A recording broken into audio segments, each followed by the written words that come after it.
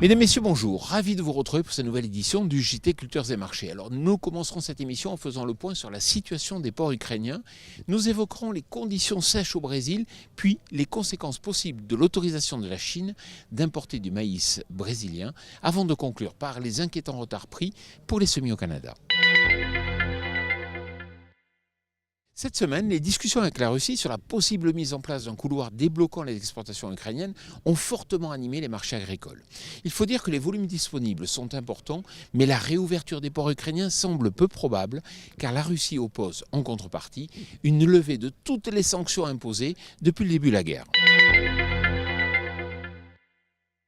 Vous l'avez vu, au Brésil, il y a des inondations catastrophiques, mais de façon paradoxale, sur l'ensemble du pays, ce sont plutôt les conditions sèches qui persistent, et notamment sur les zones de production du maïs, en seconde récolte. Cette seconde récolte, on l'appelle la safrina. Dans le Mato Grosso, par exemple, le principal état de production du maïs, les indices de végétation ont fortement chuté ces dernières semaines, laissant craindre des pertes de production conséquentes.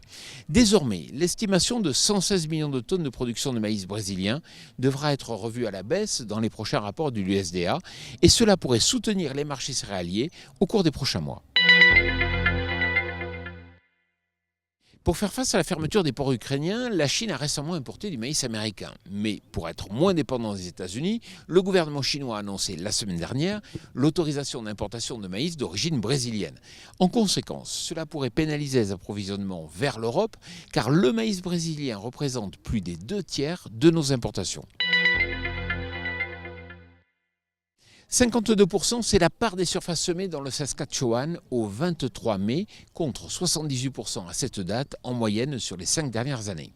En effet, les précipitations et les températures fraîches au Canada retardent fortement les semis.